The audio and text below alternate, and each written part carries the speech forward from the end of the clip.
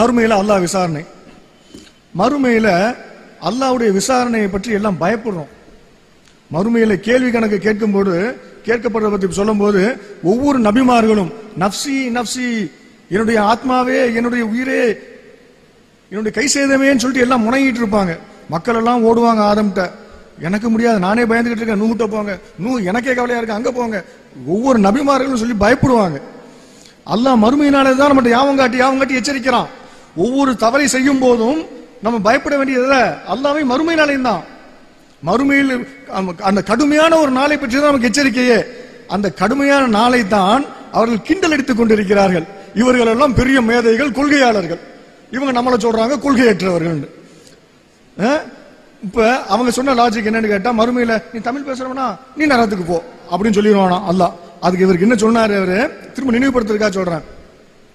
தமிழ் பேசுறதுதான் என்னுடைய பாவமா, அதற்காகத்தான் நான் நரகத்துக்கு போகணுமா அப்படின்னு கேட்டாரு. இதே லாஜிக்க வேறு வகையில சொல்லி பார்ப்போம். ரசூல் தான் நபியா வந்துட்டாங்க, உலகம் முழுவதற்கும் நபியாக வந்தாங்க. தமிழ்நாட்டுக்கு ரசூல்லா உயிரோடு இருக்க காலத்துல செய்தி வரல. ஆப்பிரிக்கா நாட்டுக்கு போகல.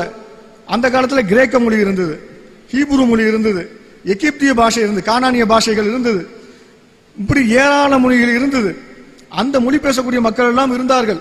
அந்த மக்களிடத்தில் எல்லாம் இந்த ரசூலுல்லாஹ்வுடைய செய்தி, நுபுவத்துடைய செய்தி, ரிசாலத்துடைய செய்தி, தூதத்துடைய செய்தி, ரசூல் வந்து நபியாக வந்திருக்கிறார்கள் என்ற செய்தி மக்கள்கிட்ட போய் சேரல. இப்ப அவங்களை எல்லாம் நீ ரசூலுல்லாஹ் ஏத்துக்கிட்டியா? ஏத்துக்கல. நீ என்ன பேசுன?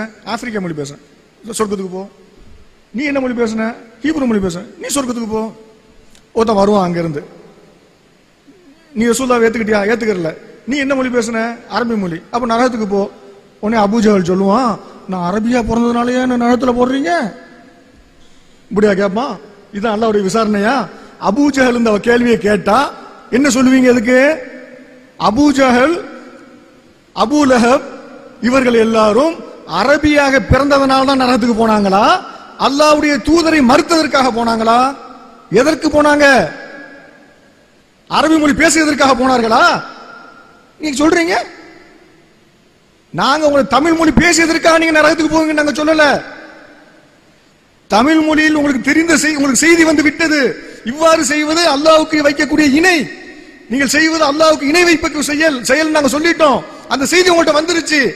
ஆய்வு செய்து பார்க்காமல் தக்லீத் செய்து கொண்டு எங்களுக்கு அவர் சொன்னார், இவர் சொன்னாரு, நிறைய இமாம்கள் சொன்னார்கள், அந்த இமாம்களுடைய நிலை எல்லாம் என்ன கேள்வி கேட்கிறாங்க. யாரை ஆதாரம் அவங்களுக்கு? அல்லாஹ்வும் ரசூலும் இல்லை. அந்த இமாம்களுடைய நிலை என்ன? அவங்கள நரகவாதி நீங்க சொல்லுவீங்களா? அப்ப அந்த இமாம்களை நாங்க பின்பற்றுறோம், அவங்க எல்லாம் இதை சொல்லல, அதனால நாங்க தக்லீத் செய்யறோம், இதான் அவங்க சொல்றாங்க. அதனாலதான் சொல்றோம். அப்படி சொல்வீர்களா நீங்க நரகத்துக்கு போவீங்க. நீங்க ஷிர்க் வச்சிட்டதுனால நரகத்துக்கு போவீங்க. நீங்க தமிழ் பேசியதற்காக இல்லை, தமிழ் மொழி பேசியதற்காக இல்லை.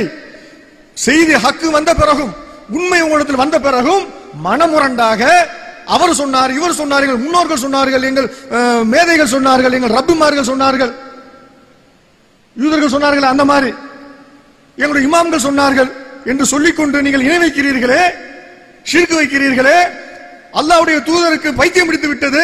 ஒரு யூதன் செய்து, ஒரு யூதன் நபியை ஜெயித்து விட்டான், நபியை மூளையை பேதலிக்க வைத்து விட்டான் என்று சொல்கிறீர்களே, அல்லாஹ்வுடைய தூதருடைய ரிசாலத்தை, தூதுவத்தை சந்தேகத்துக்குரியதாக ஆக்கிறீர்களே, இதற்கு தான் நீங்க தண்டிக்கப்படுவீர்கள் நாங்க சொல்றோம்.